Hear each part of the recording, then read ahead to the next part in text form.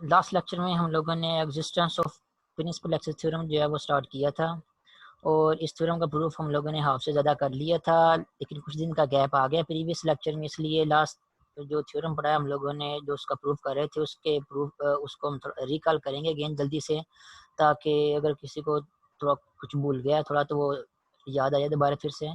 तो existence of principal axis theorem हम पढ़ रहे थे कि किसी रिजिड बॉडी के केस में आपको प्रिंसिपल एक्सिस और प्रिंसिपल मोमेंट ऑफ इनर्शिया जो है उनकी वैल्यूज जो है मिल जाती हैं किसी न किसी ओरिएंटेशन या किसी न किसी डायरेक्शन में या किसी पॉइंट के ऊपर। आप जो को प्रिंसिपल एक्सिस जो है वो किसी रोटेटिंग रिजिड बॉडी के केस में मिल सकते हैं।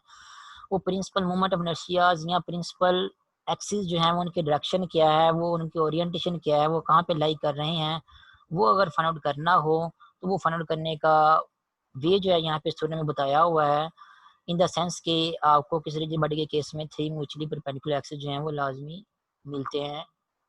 तो प्रूफ इसका क्या था? स्टेटमेंट तो इसकी यही है कि किसी रिजिड बॉडी के केस में आपको 3 म्यूचुअली परपेंडिकुलर एक्सिस जो हैं वो ऐसे मिलेंगे लाजमी, जिनके रिलेटिव अगर आप प्रोडक्ट ऑफ इनर्शिया निकालेंगे तो वो 0 होगा।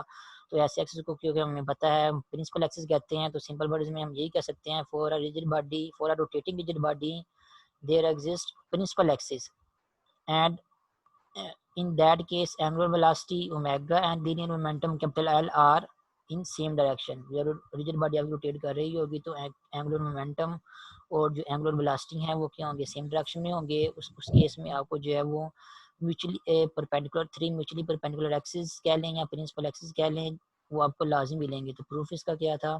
प्रूफ इसका ये था कि सबसे पहले हम जो है रिजिड बॉडी जो है वो रोटेट कंसिडर करेंगे जो कि रोटेट कर रही है और इस तरह रोटेट कर रही है कि एंगुलर वेलोसिटी और लीनियर मोमेंटम क्या है, एक दूसरे के पैरेलल हैं।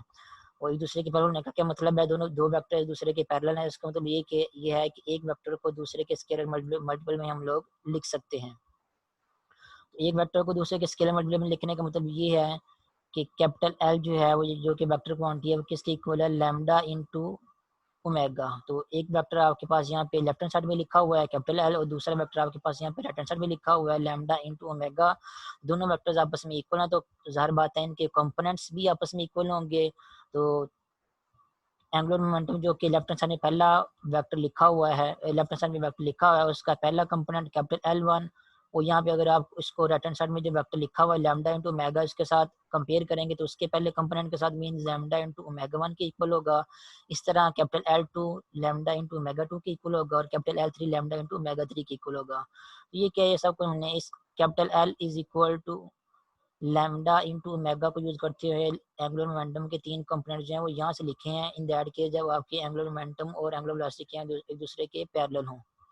उसके अलावा हमें जनरली पता है कि अगर आपकी रिजिड बॉडी जनरल मोशन में हो तो उस केस में एंगुलर मोमेंटम उसके जो 3 कंपोनेंट्स होते हैं कैपिटल L1 वो इस एक्सप्रेशन के इक्वल आता है और कैपिटल L2 एंगुलर मोमेंटम का सेकंड कंपोनेंट जो है वो इस एक्सप्रेशन के इक्वल आता है और इस तरह तीसरा कंपोनेंट जो है एंगुलर मोमेंटम का वो इन जनरल जो है वो इस एक्सप्रेशन के इक्वल आता है। तो एंगुलर मोमेंटम के 3 एक्सप्रेशन हैं, जो 3 कंपोनेंट की वैल्यूज हैं, तीनों कंपोनेंट की वैल्यूज को के सेट को जो है वो सेट 2 का नाम दे दिया है।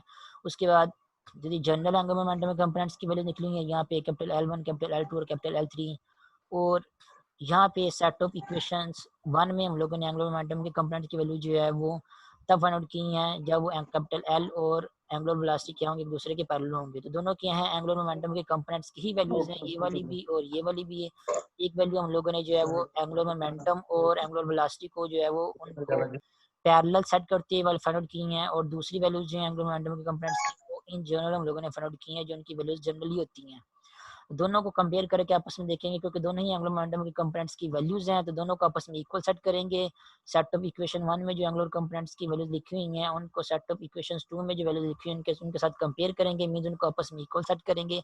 इक्वल सेट करने के बाद आपको जो है वो ये 3 इक्वेशन मिलेंगी यहाँ पे जिनको हम लोगों ने सेट ऑफ इक्वेशंस 3 का नाम दिया हुआ है। कैसे मिलती हैं आपको लास्ट लेक्चर में बताया था हम लोगों ने कि क्या लैम्डा इंटू ओमेगा 1 को यहाँ पे कैपिटल L की जगह लैम्डा इंटू ओमेगा 1 लिखेंगे यहाँ पे, तो आपके पास आपको क्या मिलेगी, lambda into omega 1 is equal to I11 omega 1 plus I21 two omega 2 plus I13 omega 3। तो ये इसके इक्वल आ जाएगा यहाँ पे। यहाँ पे फिर एक साइड से दूसरी साइड को माइनस करने के बाद इज इक्वल टू 0 करेंगे आपको एक इक्वेशन मिल जाएगी। इस तरह आपको बाकी सेट ऑफ 2 इक्वेशन भी मिल जाएंगी। ओवरऑल आपको यहाँ से अगेन जो है फिर 3 इक्वेशन मिल जाएंगी। उन 3 इक्वेशन के सेट को हम लोगों ने सेट नंबर 3 का नाम दे दिया। तो आपके पास यहाँ पे जो सेट ऑफ इक्वेशन 3 में आपको 3 इक्वेशन नज़र आ रही हैं। और नेक्स्ट अगर हम इसको सॉल्व, ये क्या है, लीनियर इक्वेशन है। लीनियर इक्वेशन इसलिए है क्योंकि यहाँ पे जो अननोन इन्वॉल्व हो रहे हैं यहाँ पे वो क्या है, वो ओमेगा 1, ओमेगा 2 और ओमेगा 3 है। ये अननोन इसलिए है क्योंकि यहाँ पे जो लैम्डा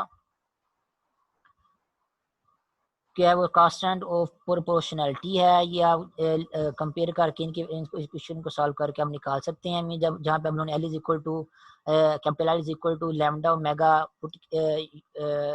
पैरेलल के केस को यूज करते लिखा था, वहाँ से इसकी वैल्यूज मिल सकती हैं इसकी भी। और उसके अलावा IO11, IO12, IO13 ये जो मूवमेंट ऑफ इनर्शिया और प्रोडक्ट इनर्शिया इन्वॉल्व हो रहे हैं यहाँ पे, ये भी आप जब कोई भी रिजिड बॉडी कंसिडर करते हैं, for example in particular rectangular parallelepiped ले लें, स्फेरिकल रिजिड बॉडी ले लें, एलिप्टिक लेमिना ले लें, उस केस में आप लोग जो इनर्शिया मैट्रिक्स यहाँ कह लें कि दूसरे लफ्ज में कह लें IO11 या movement inertia about x axis, y axis and z axis, product of inertias means IO of xy, IO of yz। ये सारी वैल्यूज जो है ना, आप किसी कोई भी अपनी मर्जी 3 म्यूचुअली परपेंडिकुलर एक्सिस लेके किसी पॉइंट के ऊपर आप इनकी वैल्यूज जो है फाइंड आउट कर सकते हैं। इन अदर वर्ड्स कह सकते हैं कि हम लोग जो इनर्शिया मैट्रिक्स जो है किसी भी रिजिड बॉडी के केस में किसी पॉइंट के ऊपर 3 म्यूचुअली परपेंडिकुलर एक्सिस लेके फाइंड आउट कर सकते हैं। जैसे हम लोगों ने प्रीवियस लेक्चर में रेक्टेंगुलर पैरेलल के केस में किया हुआ है। कोई ओरिजिन पे 3 म्यूचुअली परपेंडिकुलर एक्सिस लेके ओरिजिन पे, चाहे वो ओरिजिन आप सेंटर पे ले लें रिजिड बॉडी की या किसी एक कॉर्नर पे ले लें, वो आपकी मर्जी है।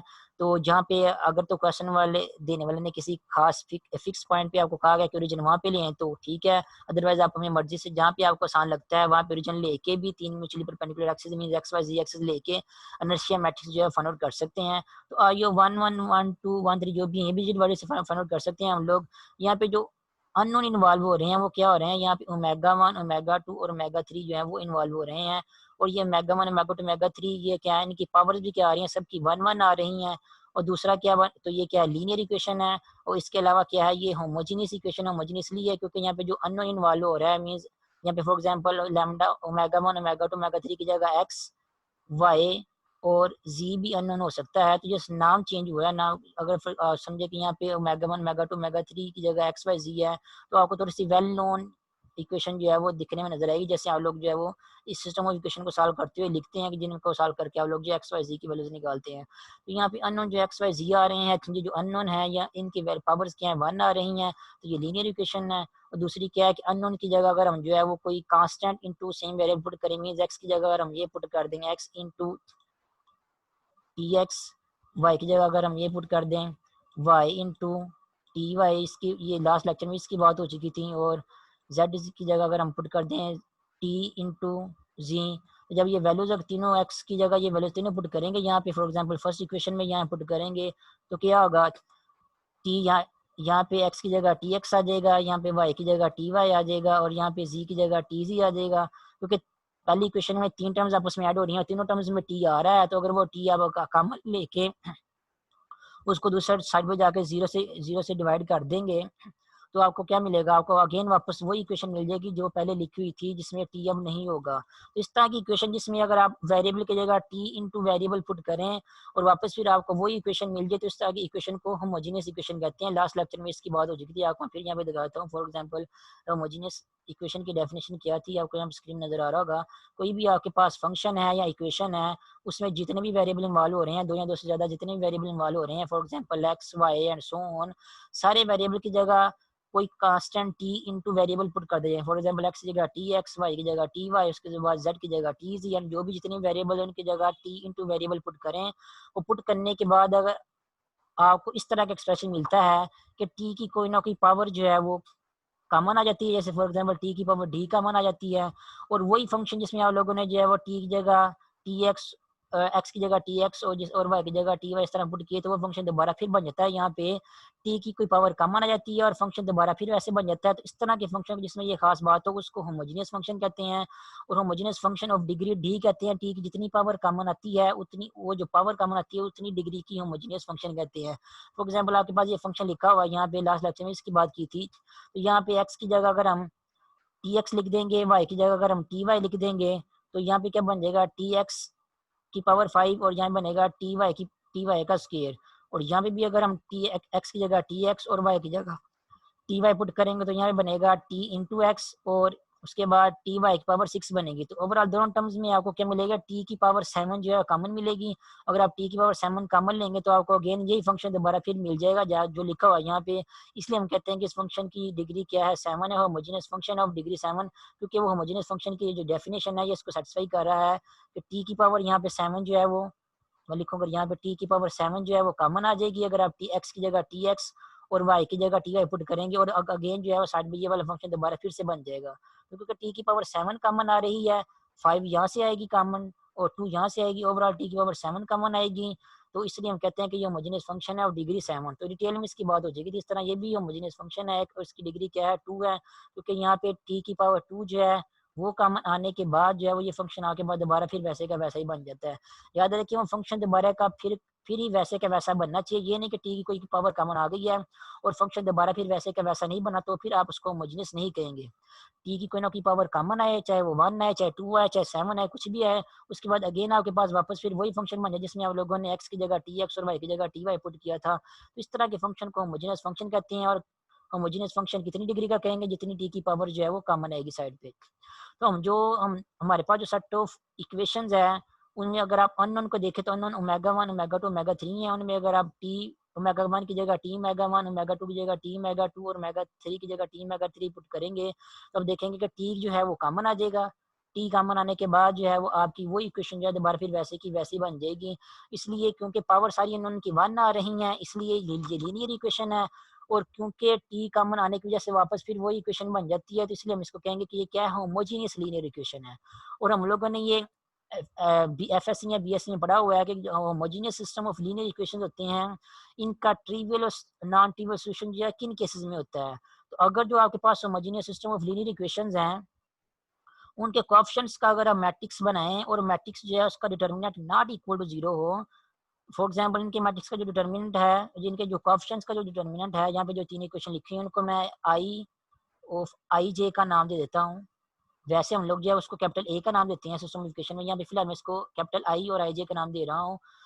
वो इसलिए दे रहा हूँ क्योंकि जो कोएफिशिएंट उनमें moment of inertia and product of inertia involve हो रहे हैं, अदरवाइज अपनी समझने के लिए आप ए भी नाम दे सकते हैं। तो जो कोएफिशिएंट्स का जो मैट्रिक्स बन रहा है इनका, अगर उसका डिटर्मिनेंट जो है वो नॉट इक्वल टू 0 है तो उससे क्या होगा, तब आपको जो है वो ट्रिवियल सॉल्यूशन मिलेगा। और इसकी रीजन भी मैंने बताई थी, अगर कोएफिशिएंट का मैट्रिक्स जो है नॉट इक्वल टू 0 होगा तो उसका क्या मतलब होगा कि कोएफिशिएंट वाला जो मैट्रिक्स है उसका इनवर्स एग्जिस्ट करेगा, मल्टीप्लिकेटिव इनवर्स एग्जिस्ट करेगा। फॉर एग्जांपल आप लोगों की वर्डिंग में अगर इसको समझाऊं, अगर आप सिस्टम ऑफ इक्वेशन जो तीन लिखी हुई है ये वाली, इसको मैं अगर मैट्रिसेस की फॉर्म में लिखूं तो किस तरह लिख सकते हैं, capital A X into B.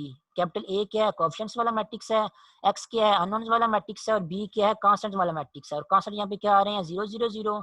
तो यहाँ पे जो बी कांस्टेंट वाला मैट्रिक्स है इसकी जगह हम बी लिखने की बजाय हम यहाँ पे सिंपली ओ भी लिख सकते हैं। इस ओ इसलिए लिख रहे हैं क्योंकि हमारा जो कांस्टेंट वाला मैट्रिक्स है वो क्या है, वो 0 0 0 है।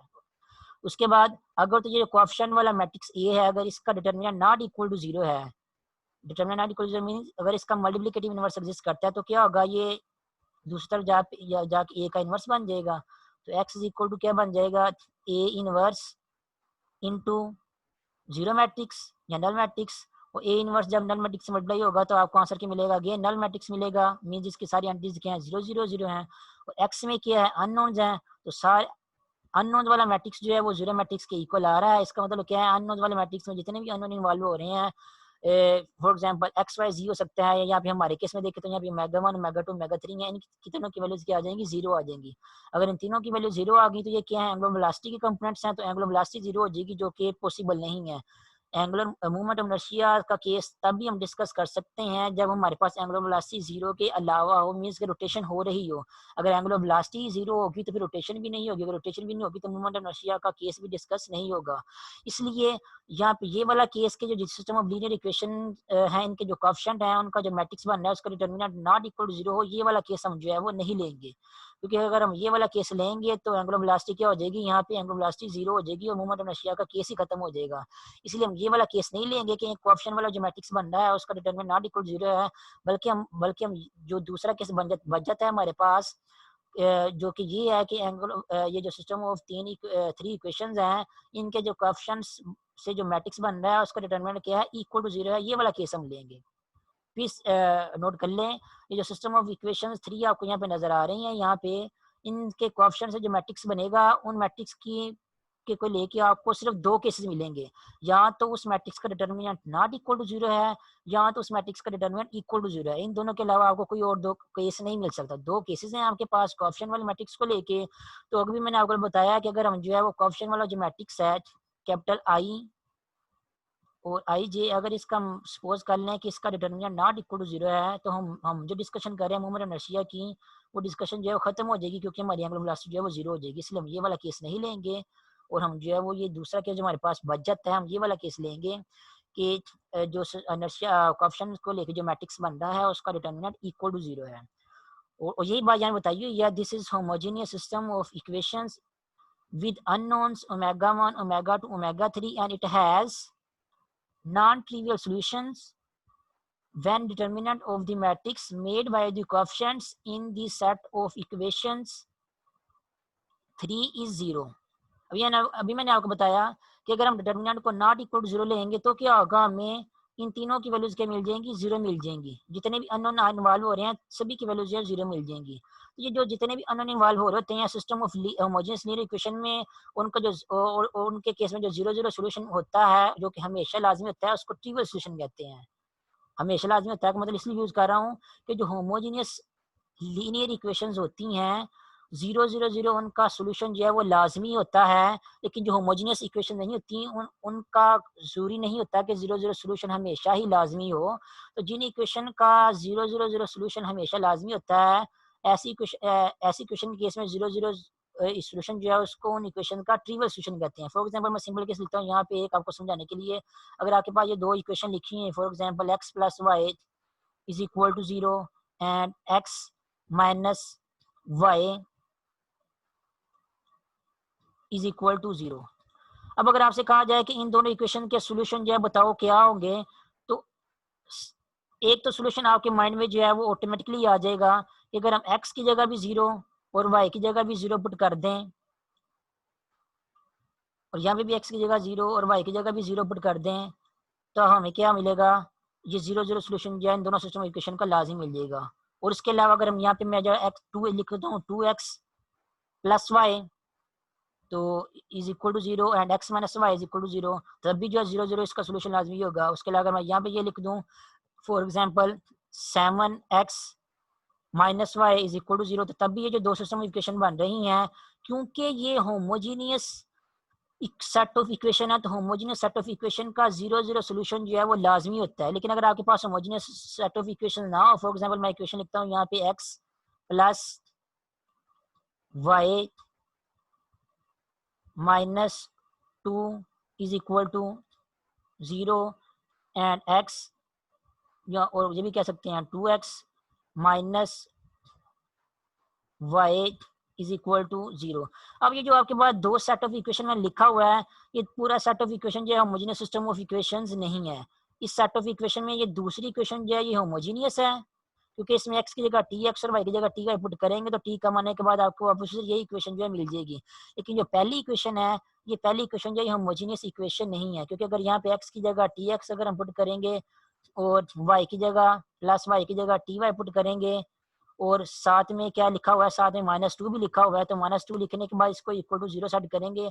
और अब अगर टी हम कॉमन लेने की कोशिश करेंगे तो टी कॉमन लेने के बाद आपको वापस फिर वो इक्वेशन नहीं मिलेगी जो यहाँ पे पहले लिखी हुई है, ये वाली इक्वेशन लिखी हुई है। क्यों नहीं मिलेगी, क्योंकि यहाँ पे जो है वो माइनस टू आ रहा है। तो अब क्योंकि टी की कोई पावर कॉमन लेने से वापस फिर वही इक्वेशन जो है वो नहीं बनेगी आपके पास जो पहले यहाँ पे बनी लिखी हुई है, ये आपके पास जो है होमोजेनियस इक्वेशन नहीं है। अब अगर देखें इसमें अगर एक्स की जगह मैं जीरो और वाई की जगह भी मैं जीरो पुट करता हूँ, तब भी जो है जीरो जीरो इस इक्वेशन का सोल्यूशन जो है वो नहीं बनता। क्यों नहीं बनता, आप देख सकते हैं यहाँ पे, अगर यहाँ पे मैं x की जगह जीरो पुट करता हूँ तो यहाँ पे जीरो बन जाएगा, यहाँ पे y की जगह जीरो पुट करता हूँ यहाँ पे जीरो बन जाएगा, लेकिन minus two is equal to zero आ जाएगा। तो minus two is equal to zero कभी भी नहीं होता। तो जीरो जीरो जीरो ने पहली इक्वेशन को सेटिस्फाई नहीं किया, दूसरी को किया है, तो दूसरी को कर दिया, लेकिन ओवरऑल पूरे सेट ऑफ इक्वेशन आपके पास जो two system set of equation दिया, और यहाँ पे इस पूरे दोनों set of equation system of equation का जो है वो जीरो जीरो सोल्यूशन नहीं बन रहा। वो क्यों नहीं बन रहा है यहाँ पे, क्योंकि ये होमोजेनियस इक्वेशन नहीं है।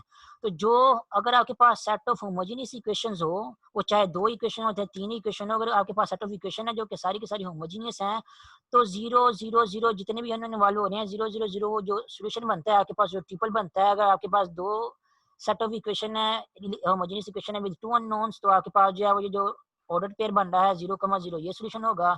अगर आपके पास इस तरह तीन इक्वेशन है जिनमें तीन नॉन इन्वॉल्व हो रहे हैं तो 0,0,0 ये वाला सोल्यूशन जो है वो, ये वाला इनका सोल्यूशन जो है वो लाजमी होगा ये वाला। इसके अलावा भी हो सकते हैं लेकिन ये सोल्यूशन जो है वो 0,0 लाजमी होगा।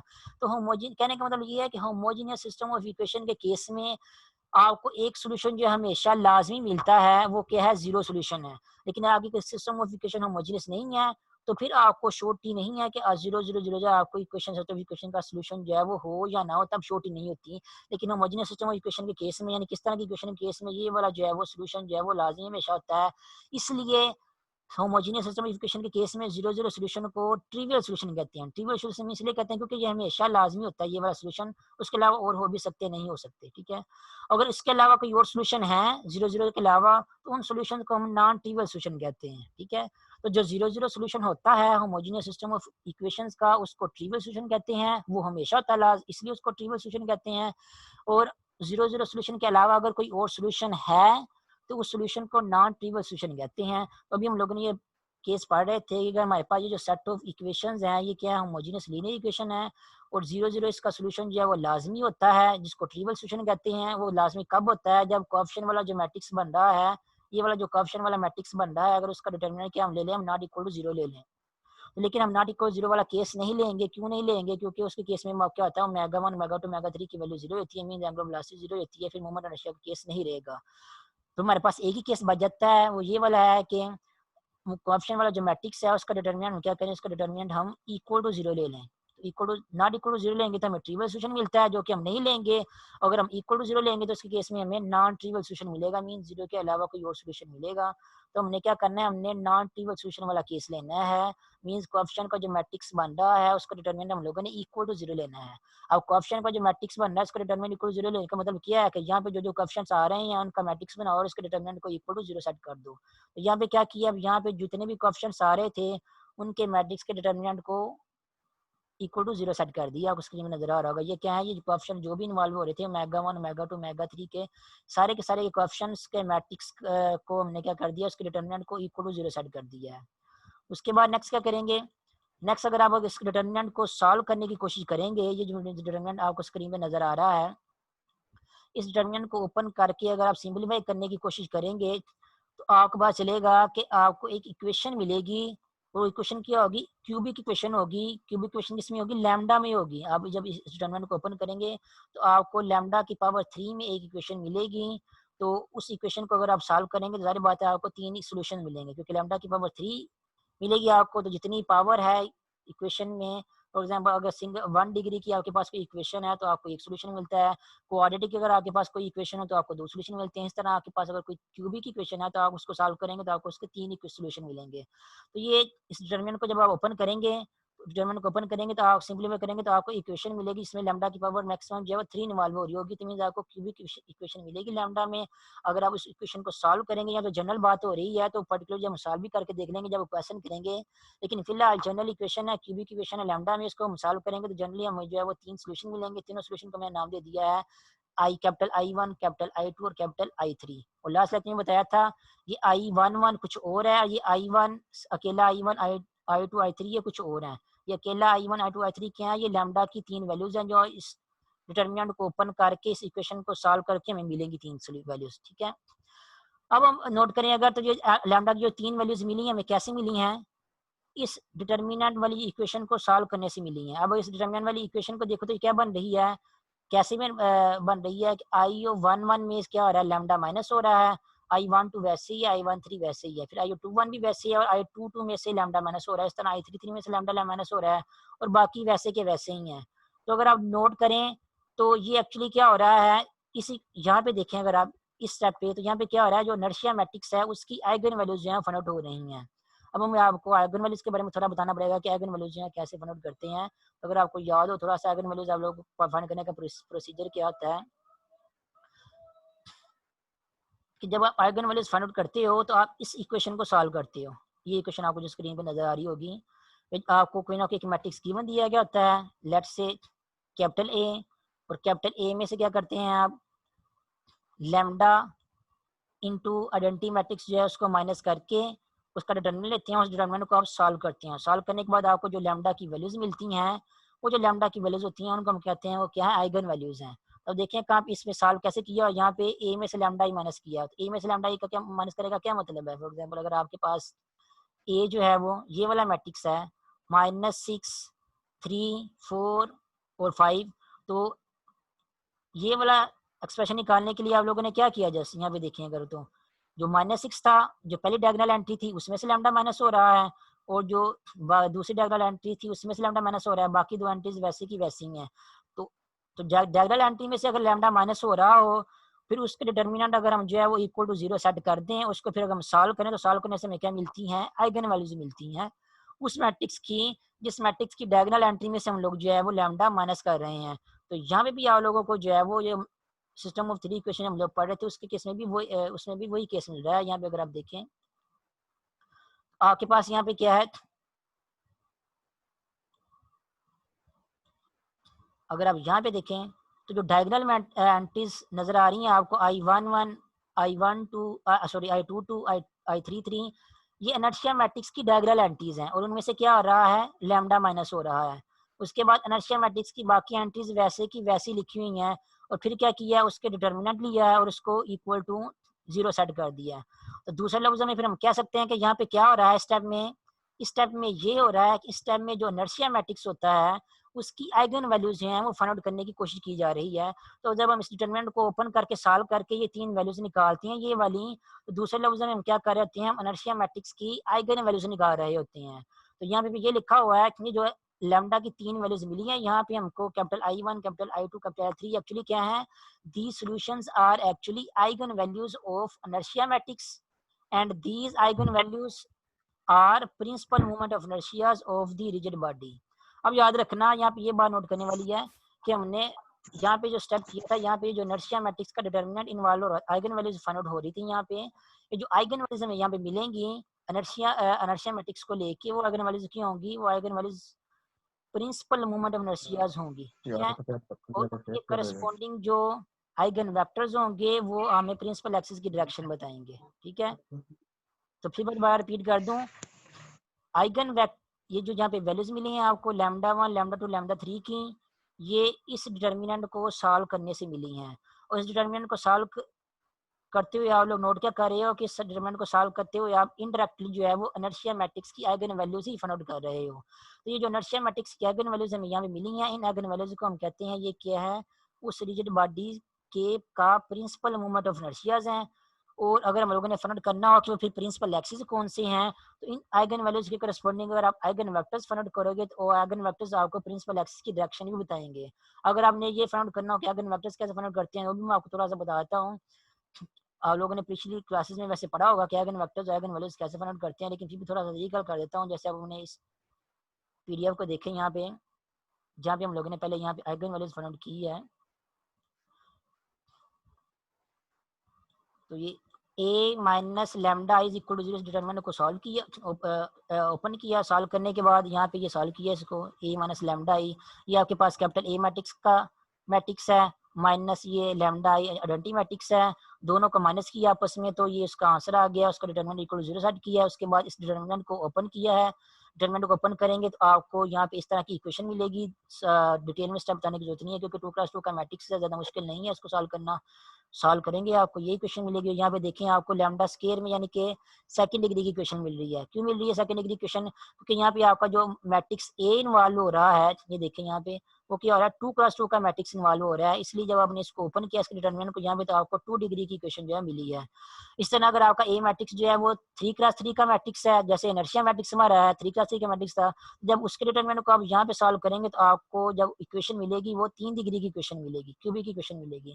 खैर फिलहाल इस एग्जाम्पल में सेकंड डिग्री क्वेश्चन मिली है, इसको सॉल्व करेंगे तो आपको लैम्डा की दो वैल्यूज मिलेंगी, एक लैम्डा की वैल्यू -7 है, एक लैम्डा की वैल्यू क्या है 6 है। ये लैम्डा की वैल्यूज है, इनको हम क्या कहते हैं, इनको हम मैट्रिक्स ए की आइगन वैल्यूज कहते हैं। अब हमें पता है कि हर आइगन वैल्यूज के करस्पॉन्डिंग आइगन वेक्टर भी हम लोगों को मिल सकता है। तो फॉर एग्जांपल यहाँ पे देखें आइगन वेक्टर्स कैसे फाइंड आउट करते हैं, यहाँ पे एग्जांपल सॉल्व किए, find the eigen vectors for the eigen value lambda is equal to 6। तो वो कैसे फाइंड आउट करते हैं, इस एक्सप्रेशन से फाइंड आउट करते हैं। A V is equal to lambda V. A आपका वही मैट्रिक्स होता है जिसको यूज करके आप लोगों ने आइगन वैल्यूज फाइंड आउट की होती है। लैम्डा आपकी आइगन वैल्यू होती है जिस आइगन वैल्यू के करस्पॉन्डिंग आप लोगों ने जो है वो आइगन वेक्टर फाइंड आउट करना होता है। और वी आपके पास वो आइगन वेक्टर होता है जिसकी आप लोगों ने वैल्यू फाइंड आउट करनी होती है। तो यहाँ पे क्या है, आपके पास ए मैट्रिक्स की वैल्यू पुट कर दी है, और लैम और वी क्यू के आइगन वेक्टर हम उसको फाइंड आउट कर रहे हैं, हमें नहीं पता उसकी वैल्यू क्या है, तो उसकी जगह हम लोगों ने एक्स को वाई खुद से ही एक मैट्रिक्स जो है वो सपोज कर लिया है, वेक्टर सपोज कर लिया है। उसके बाद आइगन वैल्यू 6 यहाँ पुट कर दी जो कि क्वेश्चन में दी हुई है, जहाँ हम लोगों ने फाइंड की हुई थी वो वाली। उसके बाद अगेन वही वी वेक्टर जो है यहाँ पे पुट कर देंगे। तो क्या किया हम लोगों ने, जस्ट यहाँ पे ए और लैम्डा की वैल्यू पुट कर दी है, और वी की वैल्यू जो हम लोगों ने फाइंड आउट करनी है वो यहाँ पे सपोज कर ली है। अब यहाँ पे लेफ्ट हैंड साइड में मैट्रिक्स को मल्टीप्लाई करेंगे, राइट हैंड साइड में भी इसके लिए मल्टीप्लिकेशन करेंगे, दो इक्वेशन मिलेंगी, दोनों इक्वेशन को सॉल्व करेंगे। तो लैम्डा इज इक्वल टू 6 के करस्पॉन्डिंग आपको यहाँ से एक्स और वाई की वैल्यूज मिलेंगी। सॉल्व करने के बाद आपको पता चलेगा कि एक्स की वैल्यू जो है 1 आई है और वाई की वैल्यू क्या आई है 4 आई है। इसका मतलब लैम्डा इज इक्वल टू 6 के करस्पॉन्डिंग आपको ये वाला वेक्टर मिल गया, जिसको आप इस तरह भी लिख सकते हैं 1 आई प्लस 4j। याद रखना ये आइगन वेक्टर्स हैं, इनको वेक्टर्स की फॉर्म लिख सकते हैं, लेकिन क्योंकि हम मैट्रिसेस को यूज करके इनकी वैल्यू निकालते हैं, इसलिए आइगन वेक्टर्स को हम लोगों ने जो है वो कॉलम मैट्रिक्स की फॉर्म में लिखा हुआ होता है। तो ये आपके पास 1i एंड 4j है ये वाला। तो ये आपके पास क्या आ गया, लैम्डा इज इक्वल टू 6 के करस्पॉन्डिंग आपको आइगन वेक्टर मिल गया है। तो जितनी भी आइगन वैल्यूज मिलती हैं आपको, हर आइगन वैल्यू के करस्पॉन्डिंग आपको आइगन वेक्टर्स भी मिल जाते हैं। जैसे यहाँ पे फॉर एग्जांपल यहाँ पे सॉल्व करके मैंने आपको दिखाया हुआ है यहाँ पे, तो वो जो आइगन वेक्टर होता है उसकी कोई ना कोई डायरेक्शन जाहिर बात है लाजमी होगी क्योंकि वेक्टर क्वांटिटी है। तो हमारे केस में जो हम केस पढ़ रहे थे, हमें जो लैम्डा की 3 वैल्यूज मिलेंगी इनर्शिया मैट्रिक्स की आइगन वैल्यूज को लेके, इनर्शिया मैट्रिक्स की जो आइगन वैल्यूज हैं जो कि लैम्डा की वैल्यूज हैं, उनको लेके हम जो है वो जब 3 करस्पॉन्डिंग आइगन वेक्टर्स निकालेंगे, तो वो जो आइगन वेक्टर्स होंगी उनकी जो भी डायरेक्शन होगी वो एक्चुअली प्रिंसिपल एक्सिस की डायरेक्शन होगी। ठीक है, ये जो आइगन वैल्यूज है इनर्शिया मैट्रिक्स की, इनको हम लोग कहेंगे कि ये क्या है, प्रिंसिपल मूवमेंट ऑफ इनर्शियाज है। ठीक है, और अगर हम लोगों ने फाइंड आउट करना हो कि ये प्रिंसिपल मूवमेंट इनर्शियाज किन प्रिंसिपल एक्सिस के अबाउट है, तो इन आइगन वैल्यूज को यूज करते हुए अगर आप जो है वो इसी एक्सप्रेशन को यूज करते हुए कि जिस मैट्रिक्स की आप लोगों ने आइगन वैल्यूज लिखी है वो मैट्रिक्स ए इंटू वो वेक्टर आइगन वेक्टर, उसके बाद लैम्डा की वैल्यू यहाँ पुट करेंगे और जहाँ पे फिर आइगन वेक्टर पुट करेंगे जिसको हम लोगों ने फाइंड आउट करना है। तो यहाँ पे लैम्डा की वैल्यूज पुट करेंगे ये वाली, ए जो है वो मैट्रिक्स जिसके आइगन वैल्यूज हैं, यहाँ पे हमारा जो मैट्रिक्स है जिसके आइगन वैल्यूज हैं वो इनर्शिया मैट्रिक्स है। तो यहाँ पे हम लोग क्या पुट करेंगे, ए की जगह हम लोग इनर्शिया मैट्रिक्स जो है वो पुट करेंगे।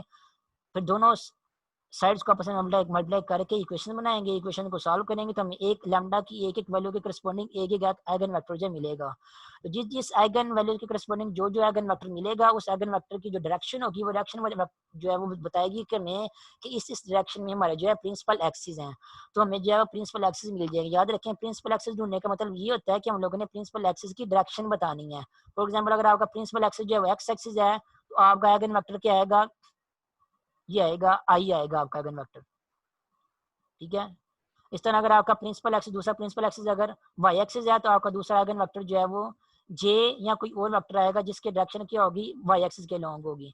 तो आपको इस तरह वेक्टर मिल जाएंगे। जरूरी नहीं है कि आपके principal axis X axis Y axis Z axis ही हो, कोई और एक्सिस भी हो सकते हैं। तो जो भी एक्सिस होंगे इन आइगन वैल्यूज के करस्पॉन्डिंग अगर आप आइगन वेक्टर्स निकालेंगे तो आपको उन आइगन वेक्टर्स की जो है ना डायरेक्शन मिल जाएगी। आपको पता चल जाएगा कि इस पॉइंट के ऊपर किस डायरेक्शन में आइगन वेक्टर प्रिंसिपल एक्सिस जो है वो लाई कर रहे हैं। तो आज तो फिर टाइम खत्म हो गया, आज के लिए इतना ही काफ़ी है। ये थ्योरम हमें बताता है कि कैसे हम लोगों ने जो है वो प्रिंसिपल मूवमेंट ऑफ इनर्शियाज और प्रिंसिपल एक्सिस जो है वो फाइंड आउट करने हैं किसी रिजिड बॉडी के केस में। नेक्स्ट लेक्चर में हम कोशिश करेंगे कि इसकी एग्जांपल भी करें, एग्जांपल करते हुए हम चेक करें कि कैसे हम लोगों को प्रिंसिपल एक्सिस या प्रिंसिपल मूवमेंट इनर्शिया जो है वो मिलेंगे। यहाँ पे ये वर्किंग रूल भी लिखा हुआ है फाइंड आउट करने का। ये थ्योरम का ही जो है वो थोड़ा सा शॉर्ट वे है, लेकिन ये नेक्स्ट लेक्चर में करेंगे। तो आज के लिए फिर इतना ही काफ़ी है।